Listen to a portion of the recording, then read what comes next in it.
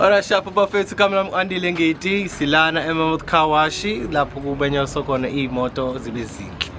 Bafethu sisujwethi la Dunlop la duzo umgwaqo omkhulu nisondele bafethu ukuthi nithole imoto zenu zibenye zibe zinhle. Siyawasha injini, siyawasha ngaphandle, ngaphansi, ngaphakathi, siyavuselela umbala futhi yabona nje sadidele yonke into kwenza kube kuhle.